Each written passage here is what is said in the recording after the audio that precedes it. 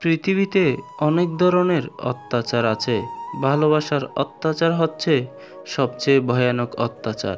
এই অত্যাচারের বিরুদ্ধে কখনো কিছু বলা যায় না, শুধু সহ্য করে নিতে হয়। মানুষ যখন ছেড়ে যাওয়ার কারণ খুঁজে পায় না, তখন সে মিথ্যা অপবাদ দিয়ে বিদায় নেয়। নিজের দুর্বলতা অন্যের কাছে প্রকাশ করবেন না।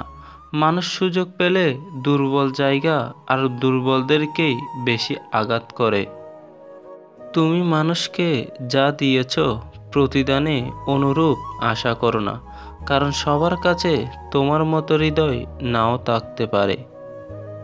সময় এবং বুঝতে পারা, এই দুটোর মধ্যে গভীর সম্পর্ক রয়েছে। যখন সময় থাকে তখন বুঝতে পারি না, আবার যখন বুঝতে পারি তখন সময় থাকে না।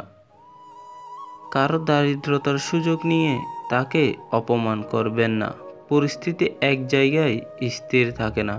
আজ আপনি যে স্থানে আছেন, কাল সেই স্থানে নাও থাকতে পারেন। ঘুম কি অসাধারণ জিনিস! যদি আসে সব কিছু ভুলিয়ে দেয়, আর যদি না আসে তো সব কিছু মনে করিয়ে দেয়।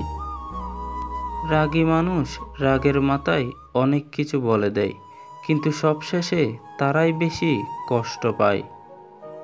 ধনীরা যখন ডাকাতি করে তখন তাকে ব্যবসা বলে, আর গরিবরা যখন তা ফিরে পেতে লড়াই করে তখন তাকে বিশৃঙ্খলা বলে। বিদ্যা শিক্ষার ডিগ্রি আছে, জ্ঞানের কোনো ডিগ্রি নেই। জ্ঞান ডিগ্রিবিহীন ও সীমাহীন।